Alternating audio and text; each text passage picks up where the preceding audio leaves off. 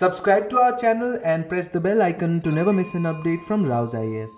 Do not forget to subscribe to our Telegram channel for all the updates and materials. Hello and welcome to a series of videos where we discuss the explained section of Indian Express. In this particular video, we are going to take up the second week of May 2021. The articles which we are going to discuss are displayed on your screen, and let us now begin the discussion. Now all of us understand the importance of optional subject in overall scheme of UPSC Civil Services examination. And if you're confused about which optional subject to choose, how to find the best teachers and academic support for your optional papers, and above all, how to prepare for the same during these difficult times, RAU'S has best solution for your optional subject related problems. We are conducting optional orientation sessions on 22nd and 29th of May 2021, in which you can learn from the RAU'S teachers about how to prepare for the optional subjects and how are we going to help you in scoring your best in the mains examination. The optional batches are starting from 4th of June 2021 via live online classes. Consider this as a call to all of those who wish to completely cover the optional subject by December 2021. This will ensure timely coverage of optional subject, and then you can focus your attention completely on prelims from January or February 2022 and keep revising the optional subject till you appear for the mains examination. RAU'S is offering guidance for political science, public administration, history, sociology, geography, economics and psychology from Delhi, Jaipur and Bangalore centers. In the description of the video, there is a link which you can use to register yourself for the orientation for the respective optional subject session. We at RAU'S are committed to give you the best guidance and academic support to excel in civil services examination. Join the orientation and kickstart your mains optional subject preparation from a team of best teachers in the arena. Let us now begin the discussion. Alright, so we will begin the discussion with a very important scheme from the perspective of UPSC Civil Services examination, and that is PM-KISAN Yojana. So just the last week an explained article appeared as West Bengal farmers get PM-KISAN cash, recalling tussle over the scheme. So just the last week, Prime Minister Modi released around 20,000 crore as the 8th installment of payouts under PM-KISAN Yojana, which is going to benefit around 10 crore beneficiaries across the country. And for the first time, the farmers of West Bengal, around 7 lakh of them, got the benefits under this scheme for the first time. Because so far, West Bengal had stayed away from this central scheme. And so this is the first time that the farmers in West Bengal are going to get any kind of help from the central government. And so let us now start the discussion by discussing some prelims related news. What is the mandate of this particular scheme? The mandate, of course, is to provide income support to all land holding farmer families. So one thing which you should remember, that this scheme is not for cultivators, but it is for all those people who own land in the villages of our country.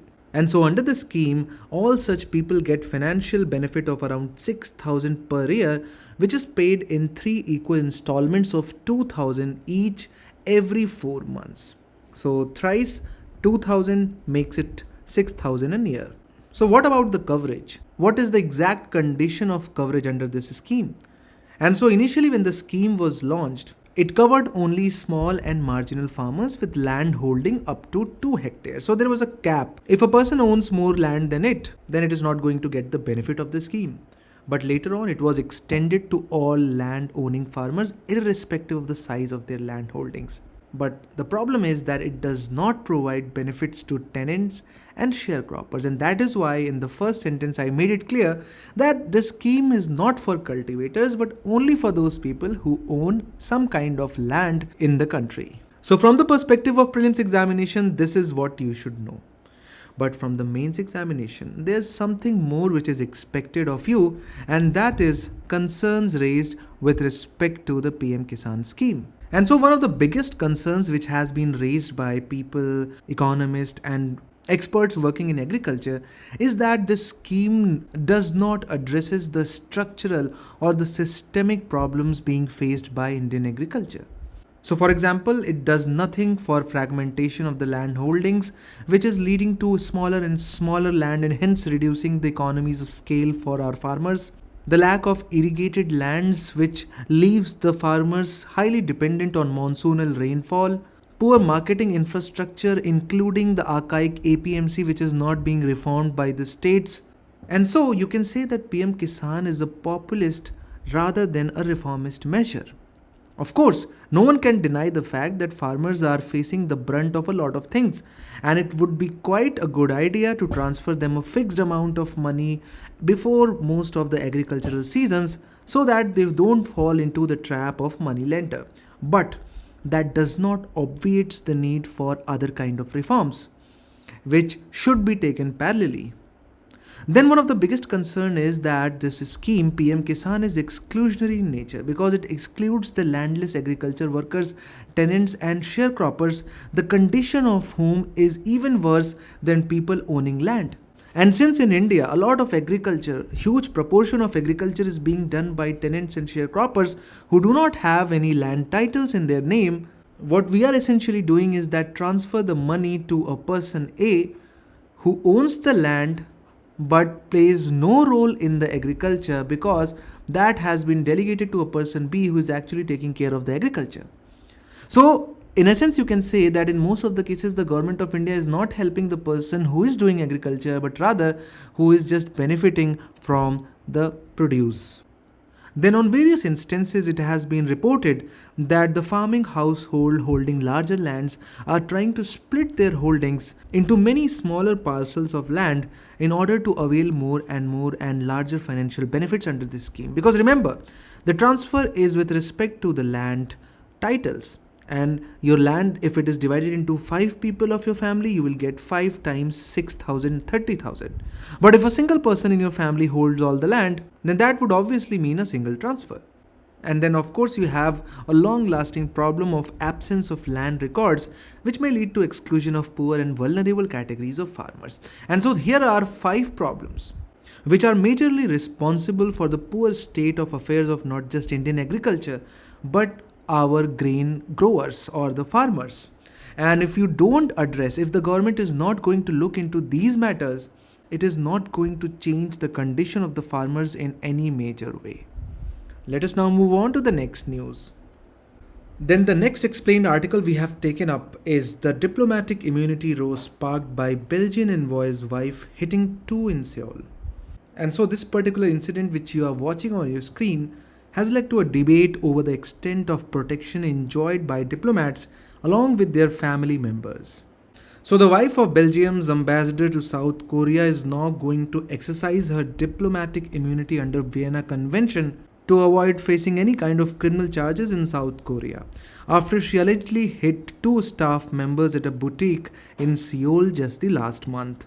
And so first we need to understand what diplomatic immunity is all about. And then we are going to understand how it is derived, what are the important provisions of the Vienna Convention which are applicable to diplomats along with various other members of the families. And so diplomatic immunity in essence is a privilege of exemption from certain laws and taxes granted to diplomats by the country in which they are posted.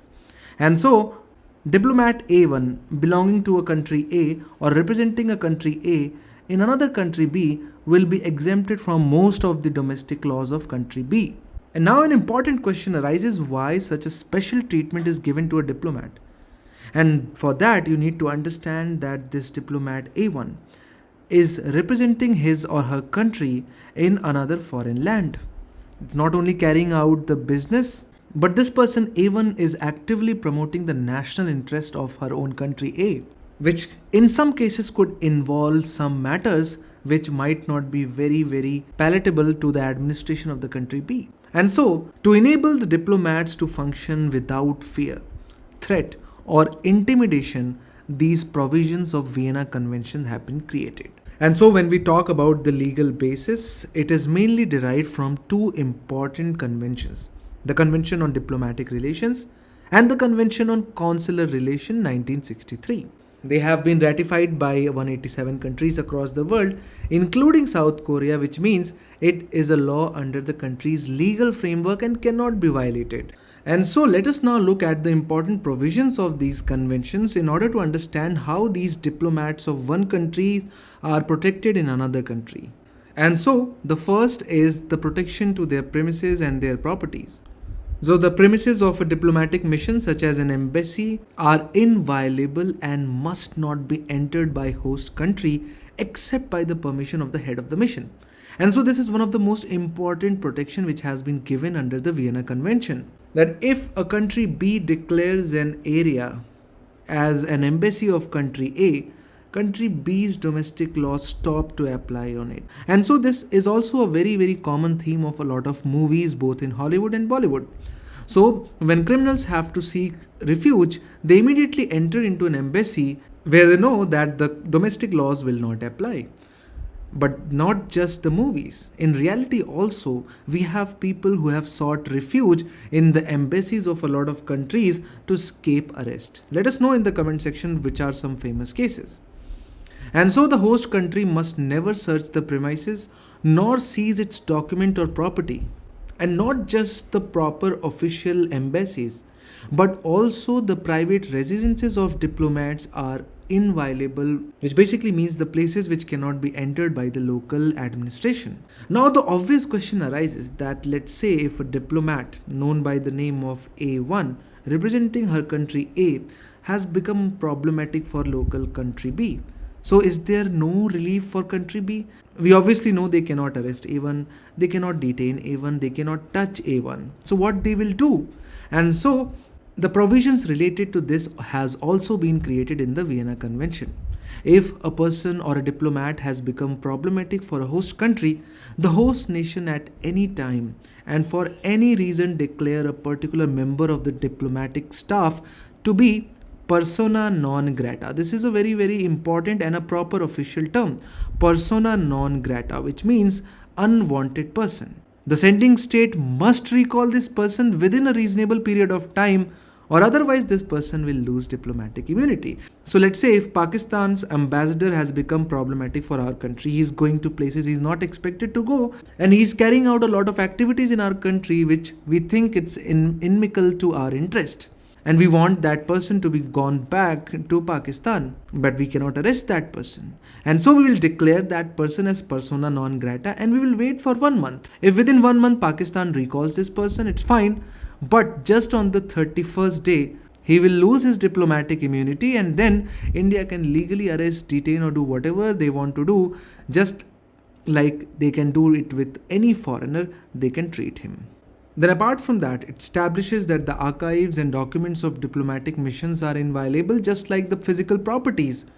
The receiving country shall never seize or open such documents because ultimately you want unhindered exchange of information between the diplomat and his or her parent country. Apart from this, the host country must permit and protect free communication between the diplomats of the mission and their home country. A diplomatic bag must never be opened even on suspicion of abuse. A diplomatic courier must never be arrested or detained. As we have understood, diplomats must not be liable to any form of arrest or detention. They are immune from civil or criminal prosecution. So even if a person carries out a murder, and if that person turns out to be a diplomat, the local police cannot arrest him. What they can do is that they can declare that person as persona non grata, and then he or she will have to leave the country. And various such instances have already happened various times. And so the obvious question now arises is with respect to two important people. We know that we have given full immunity to the diplomat, but diplomat is accompanied by a lot of family members. What about these family members? And apart from family members, you have a lot of staff of consulates, you have a lot of people working in the embassies. What about them? And apart from these staffs, you also have consulates, which are like smaller embassies in a lot of smaller cities of a country. So do these consulars also get the immunity? And so the short answer would be yes, they get some kind of immunity, but they do not get the kind of immunity which the diplomat, which is just one person every country. So India has one ambassador from US. Rest everyone is either their family, staff or working in their consulates. And so the Vienna Convention classifies diplomats according to their posting in the embassy, consular or international organizations such as the United Nations. So a nation has only one embassy per foreign country, usually in the capital, but may have multiple smaller consulate offices, generally in locations where many of its citizens live or visit. So for example, the embassy of United States of America is located in Delhi, but it has consulates in Kolkata as well as in Mumbai. And so the diplomats posted in an embassy get immunity along with his or her family members. While diplomats posted in consulates also get immunity, they can be prosecuted in case of serious crimes, that is when a warrant is issued. Besides, their family do not share that immunity. And so Mrs. Jiang, being the Belgian ambassadors, one in the country's wife, enjoy diplomatic immunity, and so that is why South Korea will not be able to prosecute her despite her crime. Here's how Israel's Iron Dome intercepts rockets. Was another very important explained article which appeared just the last week. Because in the conflict between Israel and Palestine, both sides have taken to airstrikes and rocket attacks. And so you must have seen a lot of viral videos where the rockets were being showered on Israel, and each and every rocket was very effectively countered by the defense mechanism of Israel Air Force. And this is known by the name of Israeli Iron Dome Air Defense System. It appeared that the rockets were hitting an invisible shield which was effectively destroying these rockets. And so what is actually Iron Dome? So it is a short-range ground-to-air air defense system that includes radar and an interceptor missiles known by the name of Tamir that track and neutralize any rockets or missiles aimed at Israeli targets. It is used for countering rockets, artillery mortars, as well as aircrafts, helicopters, and unmanned aerial vehicles. And so here you can see that this is a pictorial representation of what is actually happening in Israel. This small piece of land is Gaza, from where they are continuously showering rockets on Israel. And these are the defense system installed across the Israel which are continuously tracking and intercepting and destroying the rockets being sent by the Gaza. And so the genesis of Iron Dome goes back to 2006 Israeli-Lebanon war, when the Hezbollah fired thousands of rockets into Israel. The following year, Israel announced that its state-run Rafale advanced systems would come up with a new air defense system to protect its cities and people. And so it was finally deployed in 2011, and since then it has successfully defended Israeli citizens. And so let us now quickly understand how this missile defense system works. So in essence, what this defense system is all about is that it is another set of rockets being thrown in the direction of the incoming rocket. So this is the incoming rocket, and this is the Israeli rocket which has been sent to intercept or to destroy the incoming rocket. Now the problem with the rockets is that they're so small that the probability of this particular rocket actually hitting the head of this rocket is very rare. And so what essentially they do is that whenever they are in very close proximity of the incoming missile or a rocket, for example in this case, even if they fly by 1 or 2 or 10 meters, they burst themselves, they destroy themselves, and in the process end up destroying the incoming rocket as well. So when an interceptor's sensor detects an incoming rocket, it detonates its own rocket, sending out fragments. And if the timing is right, fragments will hit the rocket's warhead, destroying it. And so there are a lot of combinations in which the intercepting rocket and the incoming rocket can be arranged. For example, in the front scenario, front approach, which is the most effective tactic, the interceptor's warhead is in the best position to have its fragment strike the rocket's warhead and blow it up. Then you have a side approach condition, in which the Israel targets the rocket from the side, increasing the chance of a miss, but the interceptor's blast can still on occasion hit the rocket's warheads, as you can see. And then finally would be the rear approach. Chasing the rocket from behind means the metal fragments usually fly before the interceptor can get near the rocket's warhead. And so once the missile is fired, it should be able to maneuver, should be able to see the small target on her own, and therefore go and shoot. But it is impossible to hit the target directly each time, which is why there is something in each missile called proximity fuse, which is a laser control fuse. When passing within 10 meters of the target, this activates and blasts the missile with shrapnel that destroys the target. And the warhead is exploded in such a way that it caters for the velocity of the missile and the target. And now the obvious question, if Israel is protecting itself so efficiently, why doesn't India have such a system? And so the answer is that the size of India is massive and India does not face the kind of threats which Israel is facing. Despite that, India has various kinds of defense mechanisms and interceptors at various stages of development. So, India is about to acquire S-400 air defense system from Russia, which are one of the world's most advanced defense systems. Then India and Israel have significantly cooperated in missiles including Barak 8. Then at the moment India has Akash short-range surface-to-air missiles. And then India is buying 2 national advanced surface-to-air missile systems from US to protect Delhi. So these are the kind of shields which India has created.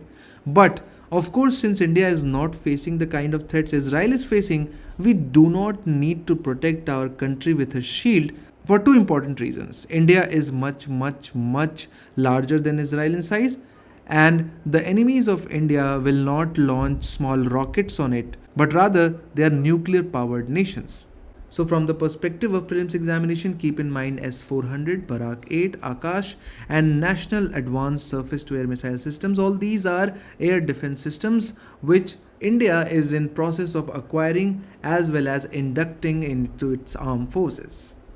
How does 2DG, DRDO's new oral drug for COVID-19 works? So the Drug Controller General of India has cleared the formulation for emergency use of 2DG or 2-deoxy-D-glucose medicine for treatment of mild to severe COVID patients. So it has been developed by the Institute of Nuclear Medicine and Allied Sciences, which comes under DRDO. And it was developed in collaboration with Hyderabad-based pharma company Dr. Reddy's lab, and all this has been revealed in a statement of Ministry of Defense. So still there is a lack of information about this particular drug or medicine in the public domain. But according to a very short statement released by Ministry of Defense, critical trial data show that the molecule helps in faster recovery of patients hospitalized with COVID-19, and it reduces their dependence on supplemental oxygen.